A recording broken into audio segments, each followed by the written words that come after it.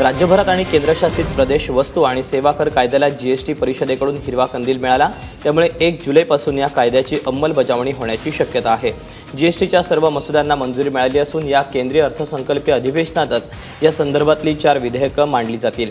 GST परिषदेने राज्य तसंच केंद्रशासित प्रदेशासाठी वस्तू आणि सेवा कराच्या कायद्याला मंजुरी दिली आहे, असं केंद्रीय अर्थमंत्री अरुण जेटली यांनी सांगितलं। देशातील प्रत्येकाला आरोग्य सुविधा मिळवून देणाऱ्या राष्ट्रीय आरोग्य धोरणाला केंद्र सरकारनं मंजुरी दिली।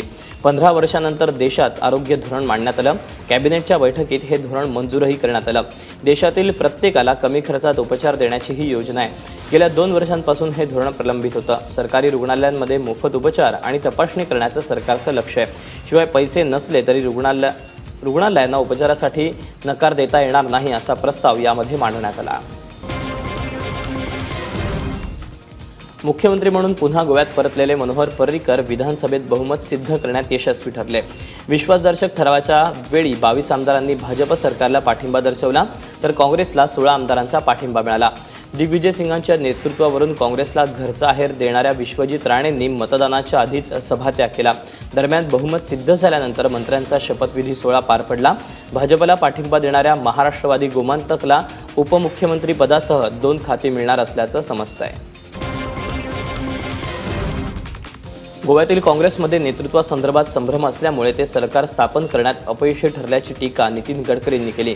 मुंबईमध्ये आयोजित पत्रकार परिषदेत ते बोलत होते। महाराष्ट्राच्या मुख्यमंत्र्यांनी त्यांचं कर्तृत्व सिद्ध केल्यामुळे त्यांचं स्थान अढळ असल्याचं गडकरी म्हणालेत। पर्रीकरांनी संरक्षण मंत्रिपदाचा राजीनामा दिल्यानंतर त्यांच्या जागी देवेंद्र फडणवीसांची वर्णी लागणार आणि महाराष्ट्राचं मुख्यमंत्रीपद चंद्रकांत पाटलांकडे सोपवलं जाणार, अशा अफवा सोशल मीडियावरून पसरवल्या जात होत्या। महाराष्ट्र में कोई बदल नहीं है, कोई ऐसी बात नहीं है। देवेंद्र फडणवीस स्थिर है और उनके नेतृत्व में महाराष्ट्र लगातार प्रगतिशील विकास की ओर जा रहा है और उन्होंने अपनी ताकत दिखा दी है। इस समय के जो चुनाव हुए महाराष्ट्र में, उसमें उनके नेतृत्व में भारतीय जनता पार्टी को जो सफलता मिली है, उससे उन्होंने अपनी शक्ति भी दिखा दी। मेरे ध्यान में बात ये आई कि कांग्रेस पार्टी की अड़चन ये थी कि उनके पास 5 मुख्यमंत्री पद के दावेदार थे। जो पार्टी अपना नेता नहीं तय कर सकती कि मुख्यमंत्री कौन होगा, उन्होंने हमको ब्लेम करना मुझे लगता है बिल्कुल गलत है, बेबुनियाद है। गोवा आणि मणिपूरमध्ये सत्ता गमावलेल्या काँग्रेसला दिलासा मिळाला आहे तो पंजाबमध्ये। कॅप्टन अमरिंदर सिंगांचा मंत्रिमंडळाचा शपथविधी सोहळा पार पडला।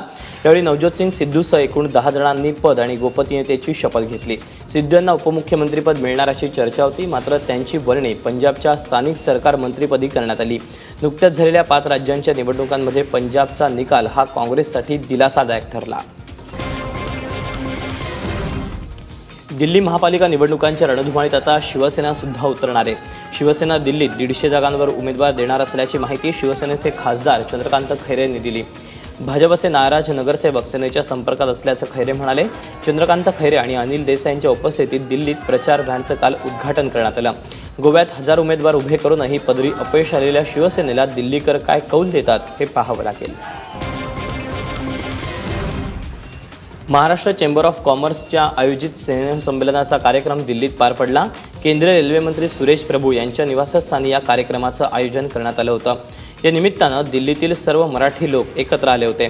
राष्ट्रवादीचे अध्यक्ष शरद पवार, केंद्रीय मंत्री प्रकाश जावडेकर, संरक्षण राज्यमंत्री सुभाष भामरे यांच्यासह अन्य मराठी खासदार आणि उद्योगपती या संमेलनाला उपस्थित होते।